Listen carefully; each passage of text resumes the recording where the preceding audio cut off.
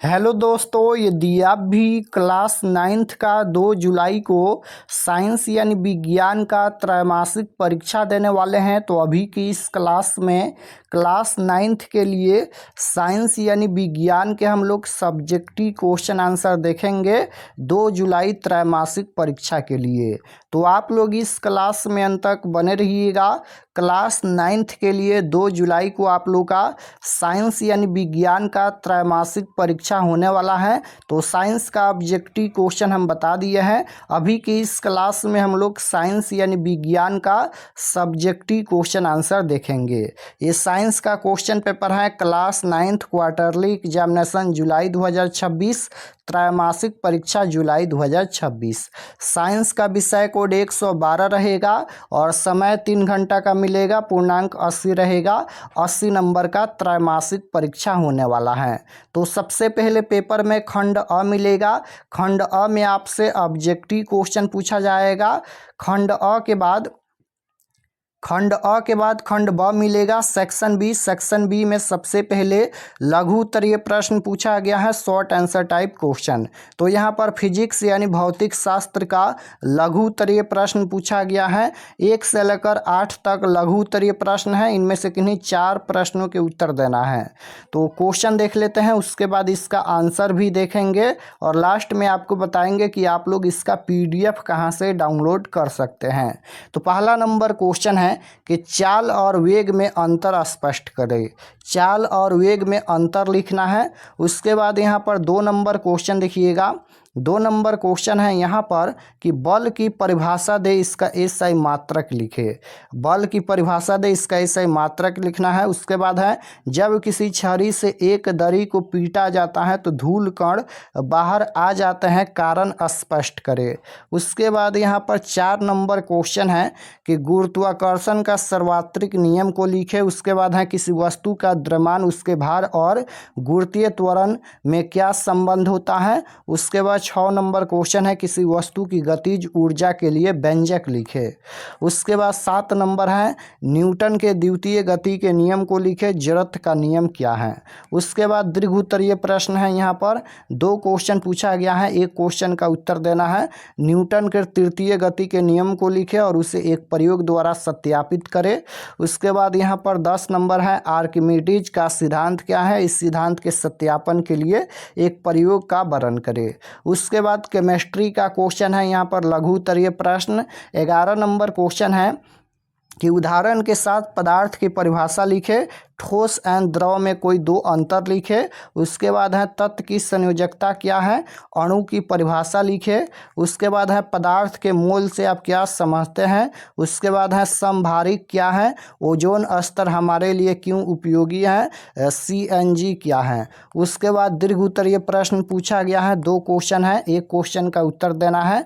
तत्व एवं यौगिक में मुख्य अंतर लिखे। उसके बाद है मिट्टी के अवयव क्या है, मिट्टी का निर्माण कैसे होता है।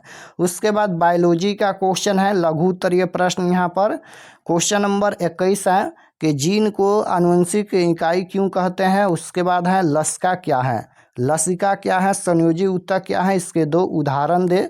उसके बाद है वर्गीकी से आप क्या समझते हैं।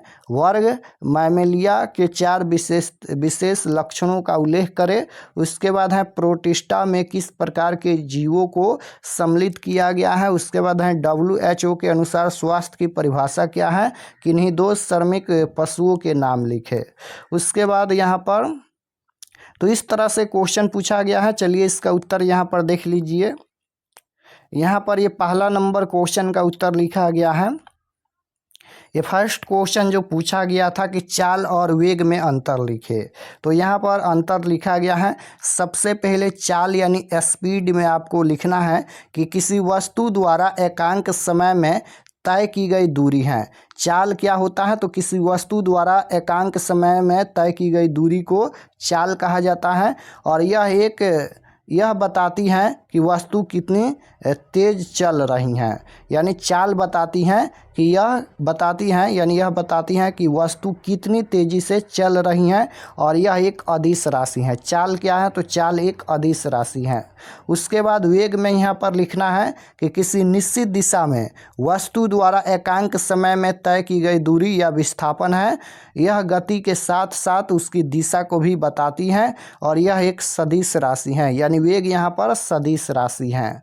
उसके बाद 2 नंबर क्वेश्चन जो पूछा गया था कि बल की परिभाषा दे, तो बल की परिभाषा यहाँ पर लिखा गया है और इसका एसआई मात्रक भी लिखना है। तो बल की परिभाषा, बल वह बाहरी कारक है, धक्का या खिंचाव है जो किसी वस्तु की विराम अवस्था या गति अवस्था या दिशा या आकार में परिवर्तन करता है या परिवर्तन करने का प्रयास करता है। उसके बाद यहाँ पर इसका एसआई मात्रक लिखना है। तो एसआई मात्रक, बल का एसआई मात्रक न्यूटन होता है। तो यहाँ तक इसका उत्तर लिख देना है। उसके बाद 3 नंबर क्वेश्चन पूछा गया था कि जब किसी छड़ी से एक दरी को पीटा जाता है तो धूल के कण बाहर आ जाते हैं, कारण स्पष्ट करें। तो यहाँ पर देखिएगा, कारण यह विराम के जड़त्व के कारण होता है। जब दरी को डंडे से पीटा जाता है तो दरी तेजी से गति में आ जाती है, लेकिन धूल कण जड़त्व के नियम के कारण अपनी विराम अवस्था में ही बने रहने का प्रयास करते हैं और दरी से अलग होकर नीचे गिर जाते हैं। तो यहाँ तक इसका उत्तर लिखना है। उसके बाद 4 नंबर क्वेश्चन पूछा गया था कि गुरुत्वाकर्षण का सार्वत्रिक नियम को लिखे। तो नियम यहाँ पर लिखा गया है कि ब्रह्मांड का प्रत्येक पिंड प्रत्येक अन्य पिंड को एक बल से आकर्षित करता है। यह बल दोनों पिंडों को द्रव्यमानों के गुणनफल के समानुपाती और उनके बीच की दूरी के वर्ग के व्युत्क्रमानुपाती होता है। उसके बाद यहाँ पर सूत्र लिख देना है। ये सूत्र है यहाँ पर F बराबर m into m by d square, जहाँ g यहाँ पर गुरुत्वाकर्षण स्थिरांक है। उसके बाद यहाँ पर 5 नंबर जो क्वेश्चन पूछा गया था कि किसी वस्तु के द्रव्यमान, उसके भार और गुरुत्वीय त्वरण में क्या संबंध होता है। तो संबंध यहाँ पर लिख देना है कि किसी वस्तु का भार उसके द्रव्यमान m और गुरुत्वीय त्वरण g के गुणनफल के बराबर होता है। सूत्र यहाँ पर लिख देना है, W बराबर m गुना g होता है। उसके बाद 6 नंबर क्वेश्चन है, किसी वस्तु की गतिज ऊर्जा के लिए व्यंजक लिखे। तो व्यंजक सूत्र यहाँ पर है, यदि m द्रव्यमान की कोई वस्तु v वेग से गति कर रही है तो उसकी गतिज ऊर्जा यहाँ पर E के का सूत्र निम्नलिखित है 1/2 mv²। ये गतिज ऊर्जा का सूत्र है, यानी काइनेटिक एनर्जी का सूत्र है। तो आपको लिख देना है 1/2 mv²। क्वेश्चन नंबर यहाँ पर 7 देखिएगा पूछा गया है, न्यूटन के द्वितीय गति के नियम को लिखे। ये क्वेश्चन पूछा गया था कि न्यूटन के द्वितीय गति को नियम को लिखे। तो यहाँ पर नियम है द्वितीय नियम। पहला नियम क्या कहता है? पहला नियम आपको याद होगा, यदि कोई वस्तु विराम अवस्था में है तो विराम अवस्था में रहेगी, या गति कर रही है तो गति करते रहेगी जब तक उस पर बाहरी बल न लगाया जाए। और दूसरा नियम कहता है कि किसी वस्तु के संवेग में परिवर्तन की दर उस पर लगाए गए असंतुलित बल के समानुपाती होती है और यह परिवर्तन बल की दिशा में होती है।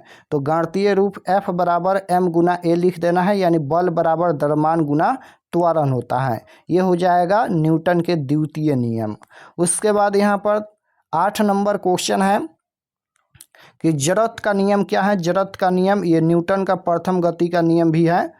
तो नियम यहाँ पर लिखना है, इसे न्यूटन का गति का प्रथम नियम भी कहा जाता है, यानी जड़त्व का नियम गति का प्रथम नियम भी कहलाता है।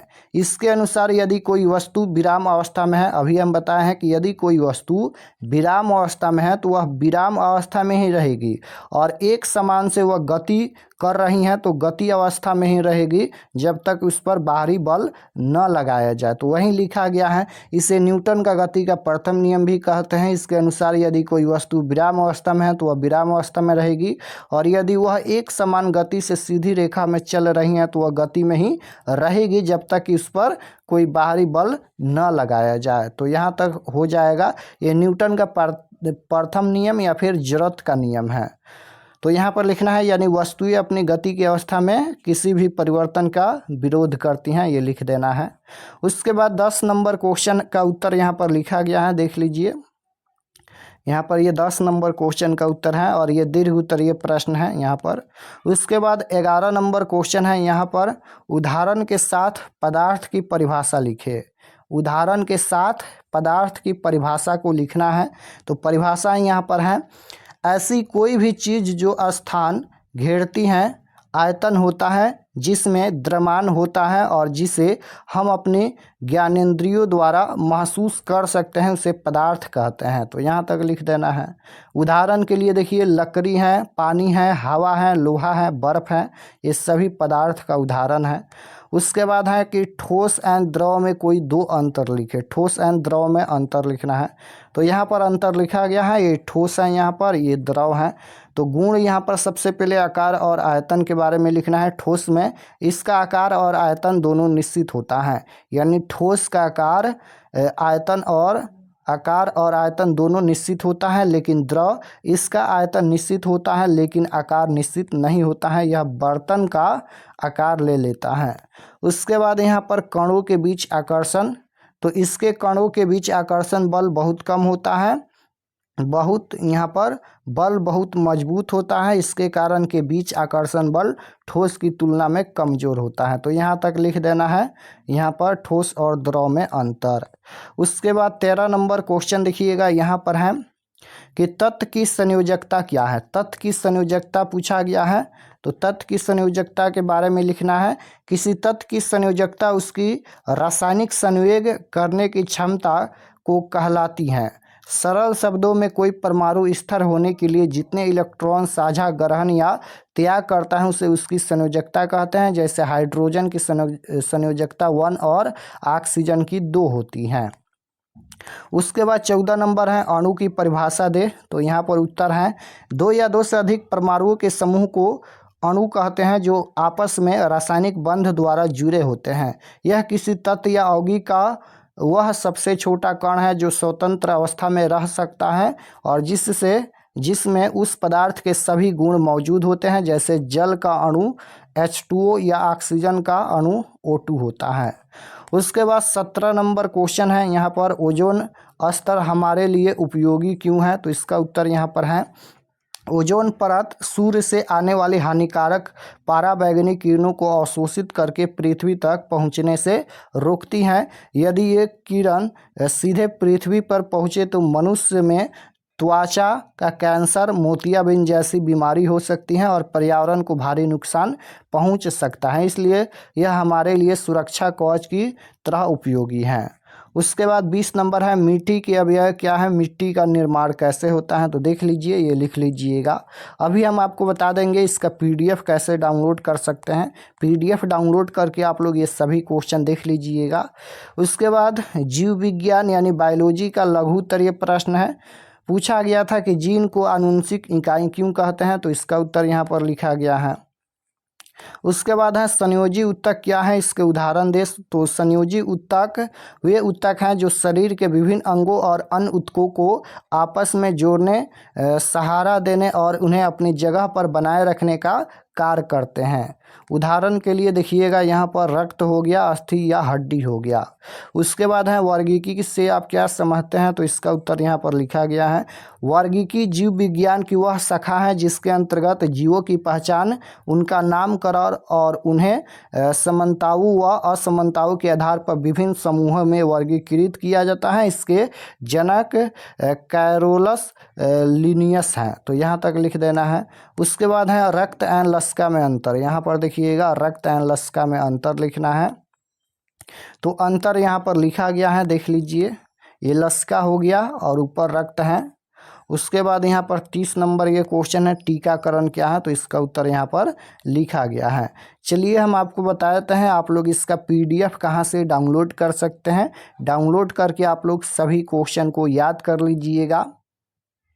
तो objective subjective question answer download करने के लिए गूगल पर चले आना है और आपको सर्च करना है RK expert study. RK expert study आपको गूगल में सर्च करना है। तो जैसे ही गूगल पर सर्च करेंगे RK एक्सपर्ट स्टडी, तो आपके सामने इस प्रकार से फर्स्ट पेज आएगा, इस पर आपको क्लिक करना है। यहाँ पर देखिएगा RK एक्सपर्ट स्टडी है, इस पर आपको क्लिक करना है। क्लिक करने के बाद ये ओपन हो जाएगा। ओपन होने के बाद आपको नीचे आना है क्लास 9th के सेक्शन में। तो यहाँ पर देखिएगा ये क्लास 9th का सेक्शन है और इसमें सभी सब्जेक्ट का क्वेश्चन पेपर दिया गया है। तो जैसे आपको साइंस का देखना है तो यहाँ पर देखिएगा 2 जुलाई class 9th science question paper quarterly exam 2026, इस पर आपको क्लिक करना है। क्लिक करने के बाद यहाँ पर सब्जेक्ट दिखिएगा, ये साइंस का पेज खुला है और एग्ज़ाम डेट 2 जुलाई को होने वाला है। और व्हाट्सअप चैनल आप लोग ज़रूर ज्वाइन कर लीजिएगा इस पर क्लिक करके। और ये सभी परीक्षा से संबंधित जानकारी लिखा गया है, आप लोग इसे पढ़ लीजिएगा। और पढ़ने के बाद यहाँ पर मिलेगा ये ऑब्जेक्टिव आंसर की, ऑब्जेक्टिव आंसर अपडेट कर दिया जाएगा। और नीचे आएंगे तो यहाँ पर ये सब्जेक्टिव क्वेश्चन आंसर दिया गया है, देख सकते हो। और इसको PDF में डाउनलोड कर सकते हैं। तो यहाँ पर देखिए डाउनलोड है, इस पर आपको क्लिक करना है। क्लिक करने के बाद यहाँ पर देख लीजिए आपके सामने ये PDF डाउनलोड हो गया। तो यहाँ से आकर आप लोग ऑब्जेक्टिव सब्जेक्टिव PDF डाउनलोड कर सकते हैं।